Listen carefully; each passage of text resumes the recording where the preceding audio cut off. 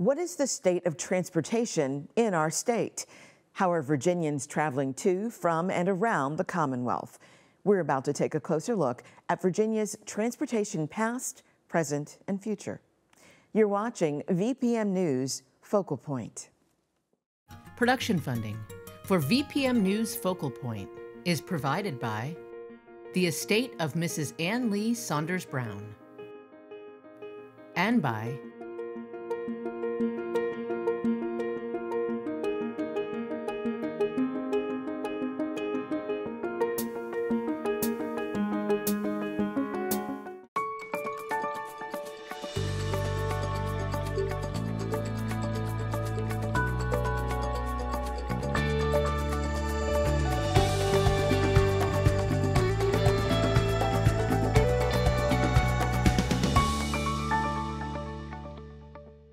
Welcome to VPM News Focal Point. I'm Angie Miles. In this episode, we'll take a look at Virginia's transportation past, from roadway expansion that changed neighborhoods to railways that also hint at Virginia's future. We're going to explore the highways and byways of Virginia, and we begin with a well-traveled portion of interstate. If you've driven through Virginia on I95, you're probably familiar with the busy stretch between Fredericksburg and Washington. The traffic there is ranked among the worst in the nation. News producer Adrian McGibbon explains how the Virginia Department of Transportation hopes to get rid of traffic congestion and I-95's bad reputation. There's a lot of traffic most of the time. It took us an hour extra with all the construction, waiting in line, to get through. Ever since I came to this area in 2012, there's always been construction somewhere along this stretch. In 2017, it was called the worst traffic hotspot in the country. And since then, we have invested nearly $1 billion on improving your drive on I-95. Since 2018, the Virginia Department of Transportation has been managing multiple construction projects over 16 miles of I-95 north of Fredericksburg. VDOT has two goals: extend the express lanes between D.C. and Fredericksburg and add local travel lanes for traffic around Fredericksburg. VDOT already added 3 southbound lanes on I-95 between routes 3 and 17. Crews are adding 3 more lanes in the same stretch heading north. VDOT says separating local traffic from through traffic will smooth the trip on one of Virginia's busiest roads. Approximately 9 million trucks and $200 billion worth of goods travel on the I-95 corridor every year, and that's second to only I-81 in Virginia. VDOT says construction on the northbound lanes of traffic should be done by early 2024. And just north of Fredericksburg, those 10 miles of reversible express lanes, those should be complete by the end of the year. We anticipate a very intense summer of overnight work zones. So we're asking drivers with destinations outside of the Fredericksburg area to seek an alternate route. As construction nears an end, Fry is asking drivers to be patient and slow down to protect other travelers as well as construction workers.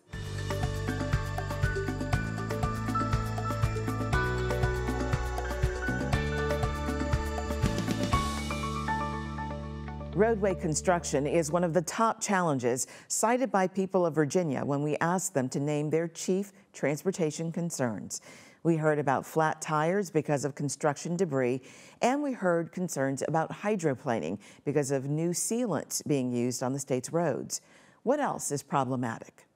Gas prices, the price of public transportation now, and people who live close to work, maybe they should walk some on nice days like this, because it would help on climate change and pollution and stuff too. The challenges to me is the conditions of the roads. You definitely find a lot of mishandled pavement and potholes. And then also, as far as the amount of lanes that are available for the amount of volume of cars that's on the road. Some of these cities around here, the traffic lights and all that with all the blinking, yeah, have y'all ever seen those? The real distracting, the traffic lights and all that? Super confusing. Super confusing, and not a big believer in roundabouts. We keep putting roundabouts in everywhere in the town, and they're just not necessary. I think they make things worse. Another concern expressed by Bradley Kent, better safety measures needed for Virginians who ride motorcycles. In Northern Virginia, there's an innovative approach to getting children to and from school on Fridays. It's the Arlington BC Bus, or Bike Bus, which started during the pandemic as a way to deal with limited school bus capacity. Jillian Burgess leads this pack of children, including her own, to Escuela Key Elementary in Ballston. She says it's a joyful way to start the school day and educate children about getting around on their own. It also heightens safety awareness for the students, pedestrians, and drivers. While biking has become a popular mode of transportation all over, cycling safety is paramount. According to data from the Virginia Department of Motor Vehicles, so far this year, there have been 5 cycling fatalities in our state. That's a 150% increase from this time last year. Now, Richmond riders are calling for more protected infrastructure to improve cycling safety. Multimedia journalist Kairos Manzanares brings us the story. The community. I love riding with my friends, going different places, but it's definitely riding with my friends. That's definitely the most enjoyable part. Trey Dunaville is a cyclist and president of the Richmond Area Bicycling Association. When biking, he says these concerns come to mind. Like, I think about what's the traffic going to be like on there? Are there bike lanes that I can use? Those come up the most. Is there a trail that I can access when I'm riding? What time of day it's going to be. We might run into a lot of traffic. I just don't know. I've not done the parade, so just making y'all aware of that. Dunaville says although Virginia law requires drivers to pass bicyclists at a safe distance of no less than 3 feet and encourages sharing the road, this doesn't always happen. People do not always share the road. People are not nice about sharing the road. But that's, understanding that the road can be used for drivers, people in cars, and for bikes, and for people walking or running. So it's a road that can be used for everyone. Barry Green Jr. is a public transit advocate. Because of his commitment to the cause, he is currently without a car by choice, but biking in the city has its challenges. I share my location with my wife, for one, because hit and runs are very high, unfortunately. I also play music on a speaker on my bicycle. I use lights. I use anything that I can possibly use to ensure that I'm seen and I'm heard, because there are a lot of distracted drivers on the road. And so if I'm doing the best I can to make sure that, I wear a high-vis helmet, I wear light colors, I do everything on the checklist to make sure I'm seen. And it's just to take that extra precaution. Green says changes need to be made to protect bicyclists and promote safety on the road. For one, I would like to see more protected infrastructure. We use cement for parking lots. I would love to see cement used for bike lanes. Bike infrastructure is people infrastructure, and I would love to commute more if we had these options where I knew I was protected more than just paint. Emily Monroe is the Community Engagement Coordinator for Sportsbackers Bike Walk RVA. We're really infrastructure forward. We feel like infrastructure is going to solve a lot of the issues. Statistically, where you see bike lanes, you have less fatalities and injuries from people involved in traffic accidents, and drivers drive slower. Infrastructure changes include more protected bike lanes and crosswalks, and designing roads with people and bikes in mind, not just cars. So we have a project that we host called the Richmond Bikeways Map, and it shows all the different types of ways to safely bike and walk around Richmond and sort of the surrounding areas. You can scroll through the website and see different types of bike lanes. It helps you start to identify what they look like. So as you're riding them, you get a feel for, oh, this is a standard bike lane. Or, oh, I'm behind little ballards, this is a protected bike lane. With the uptick in fatalities involving cyclists in our state, Dunaville says driver awareness is key to preventing tragedies. Outside of, more, cycling, pedestrian infrastructure kind of being built, it's more driver awareness so people understand what it means to ride safely by a cyclist, giving them a 3 feet distance, understanding the laws that apply for cyclists when they're out on the road, and just really be kinder to people who are just out on their bikes. Like it's a shame how, mean people can be. When it comes to bike safety, Dunaville says he hopes that everyone can, go on a bike ride and get from one destination to the next without being harassed or injured. DMV says bicyclists should dress for safety. This includes wearing a helmet, maximizing visibility with brightly colored and reflective clothing, and making sure pant legs are not loose. Adding reflective tape to the bicycle is another way to help drivers see cyclists. VPM News Focal Point is interested in the points of view of Virginians. To hear more from your Virginia neighbors and to share your own thoughts and story ideas, find us online at vpm.org/focalpoint. In the course of transportation history, progress has always come at a cost.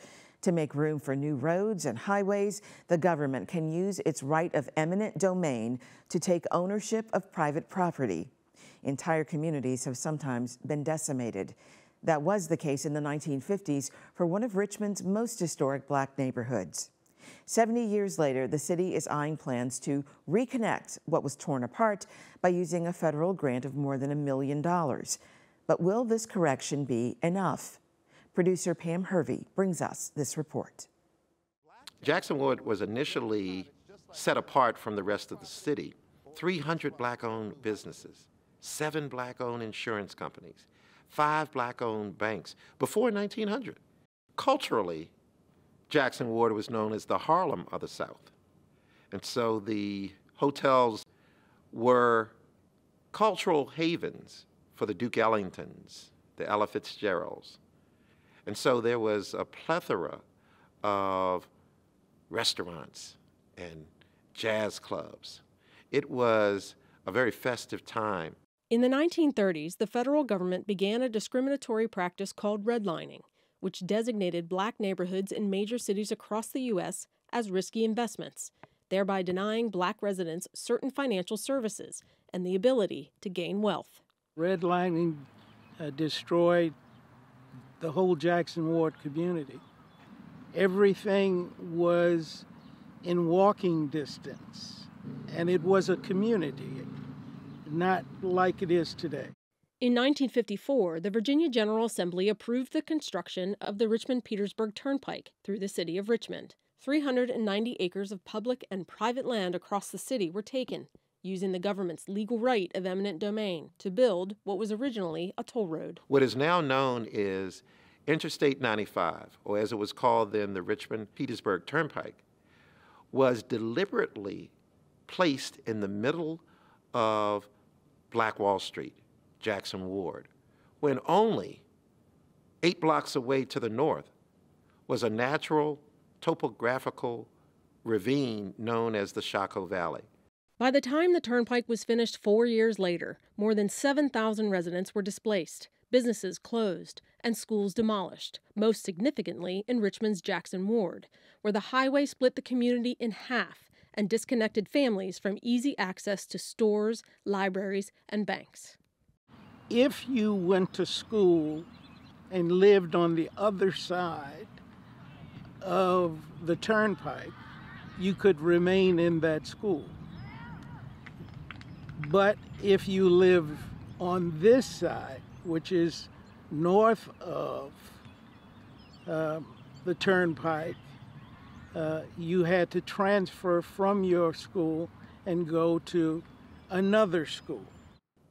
There is no doubt of the proven injury to black families and their homes lost, their schools lost, their businesses lost, their property lost. According to the Richmond 300 Master Plan for Growth adopted by City Council in 2020, one of the 6 big moves is to reconnect the city by capping highways in order to re-knit neighborhoods destroyed by the interstate. So my office is the Office of Equitable Development, and I am the Deputy Director in charge of the office. We work on implementing the citywide master plan, Richmond 300.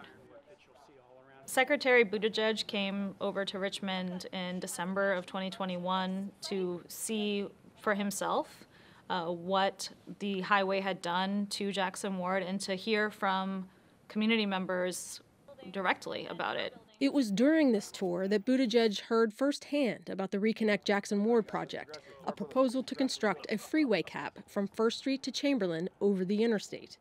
A project recently awarded $1.35 million of federal funding from the Reconnecting Communities Pilot Grant Program. There was a lot of different people who were talking about wanting to cap over the highway. And so the first thing we did was work on a feasibility study, and that was just to understand, like, what's the canvas that we can work in to sketch out a reconnect project. So we looked at kind of a big, broad section from Belvedere to 2nd Street, trying to understand, like, what within that whole area would be most feasible to cap over. And we ended up narrowing it down from First to Chamberlain Brook Road as being the 4 segments that were most feasible. Constructing freeway caps in cities across the U.S. after the roads are built is a difficult and costly challenge.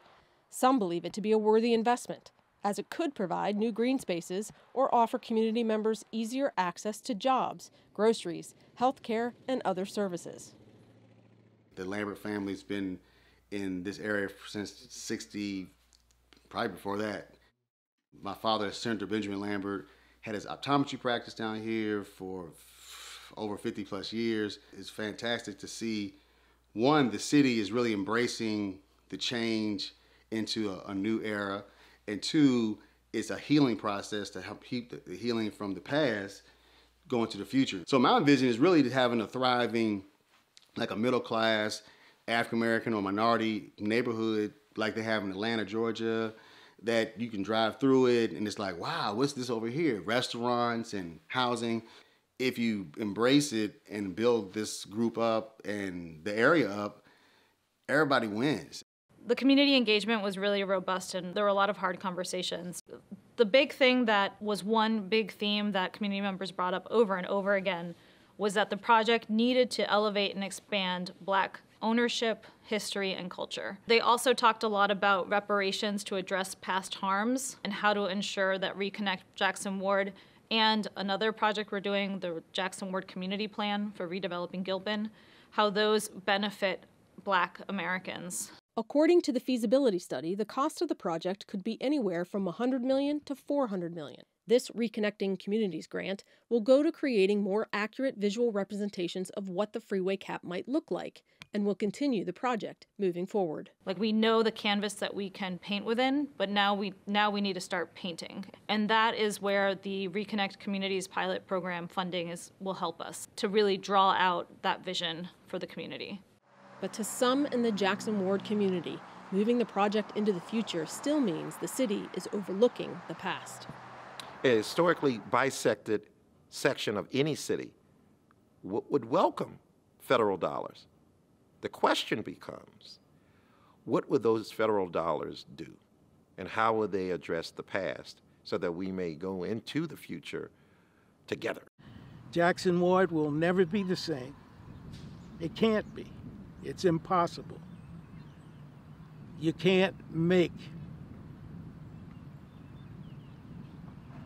this America the way it was. Virginia received a second Reconnecting Communities pilot program grant for the city of Norfolk. Changes are proposed for Interstate 264, which was completed in the 70s. That highway cut through historically Black neighborhoods on the waterfront and around Norfolk State University. The city will now use its $1.6 million in federal funding to study best options for reconnecting its communities. Virginians use many different modes of transportation to traverse the Commonwealth. How will travel by bus, plane, and train change over the next few decades? Here to address this are Bud Oakey, president of the Virginia Aviation Business Association, Adrian Torres, who's chief of staff for the Greater Richmond Transit Company, and DJ Statler, executive director of the Virginia Passenger Rail Authority. The future of travel, in many people's and many experts' estimation, means getting fewer cars on the road, having fewer single passenger vehicles, and moving to something that is more advantageous. Safety-wise and otherwise. You have, of course, the Pulse in the Richmond metro area. Talk about what the Pulse, the changes with the Pulse have meant and what your goals are looking forward. Absolutely. So the Pulse was implemented in 2018, and it was done in parallel with the network redesign for the city as well as expansion routes in Henrico County. But the Pulse itself was really successful, where we had assumed we'd have about 3,500 individuals using it a day, and before the pandemic we were about 8,000. We have been hearing in the news in recent days and weeks about derailments. Talk a little bit about that. Really, that's the number one priority of any passenger rail system, is ensuring the safety and reliability of the movement. But the industry is creating technology that will let you know through hot box detectors, for example, when you've got an axle that's getting hot, when you have problems on the train. It's similar to what you see in automobiles, where 20 years ago, if there was a problem with your car, you'd have to look around and say, well, what's going on here? Now, something happens, you get a code, B3, and you're like, oh, I know exactly what that is. That same technology is coming to passenger trains, and it's already here. Air, it maintains its status as the king of safe travel, right? The Virginia Department of Aviation has done an exceptional job over the last 15, 20 years in assuring that we have more approaches at more Virginia airports. And what the approaches mean is we can come in as instrument pilots and fly those approaches to lower altitudes, come in at lower altitudes, make those approaches, which make those airports more accessible. And as a pilot, that makes it more safer for us to fly. The FAA, we would ask that the FAA could move faster to keep up with advancing technologies, because we have technologies that enable a safer flying environment, but we need a regulatory environment that can keep up with the changes in the technology. The faster we can adapt to these technologies and utilize these technology, the safer environments we're going to have.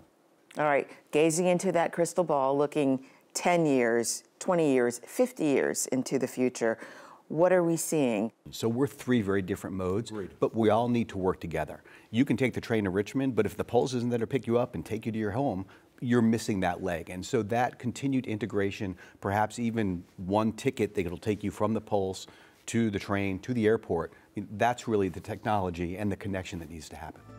You can watch the full interview on our website.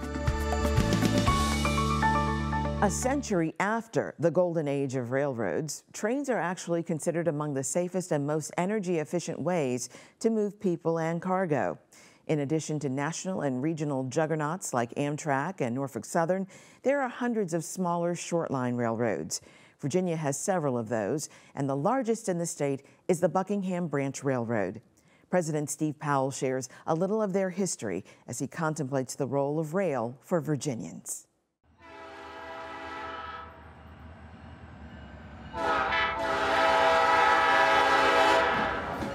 The Buckingham Branch is primarily a freight railroad. When a customer wants to move a product across the country, we'll move the car to CSX or Norfolk Southern, and then they'll move it across the country to wherever it belongs.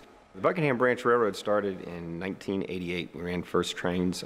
Bob Bryant was the founder of the railroad, and he worked for CSX for his whole career, and when he retired, he purchased a small railroad in his home county, Buckingham County. And it was just a small railroad, had 17 miles, and they ran trains 3 days a week and worked on track 2 days a week. There was only 2 employees.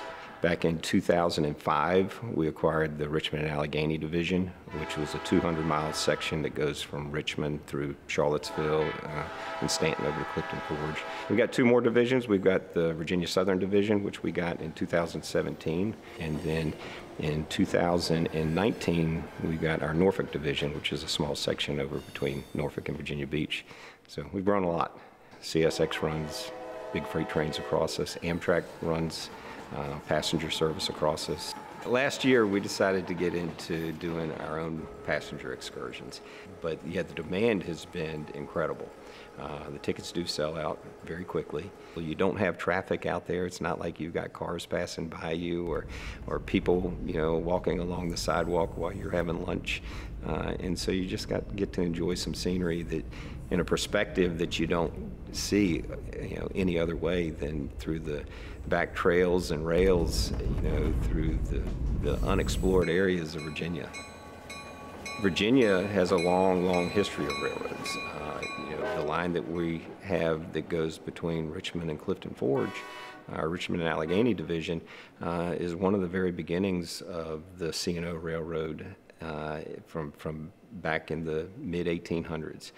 When you look at the steam engines and what they were able to do compared to what no one had ever seen before. And then in the 1950s, they started transferring over to diesel-powered locomotives instead of the steam. And so some of the locomotives that we run are still the very first vintage diesel locomotives. We have some locomotives that were built in the 1950s, and we still run them today. And so I think that's why people are attracted to passenger trains and excursion trains, because it is just, you know, a little more relaxed step back in time. There's a big boom in passenger rail right now, and Virginia is a huge part of that. We've talked about planes, trains, and automobiles, but also cars, buses, and bikes. And you can review these stories and find more resources on our website and see our complete interview on travel. That's vpm.org/focalpoint. We're interested in hearing your feedback and story ideas as well. Thank you for being with us, and we hope you'll join us next time. Production funding for VPM News Focal Point is provided by the estate of Mrs. Ann Lee Saunders Brown and by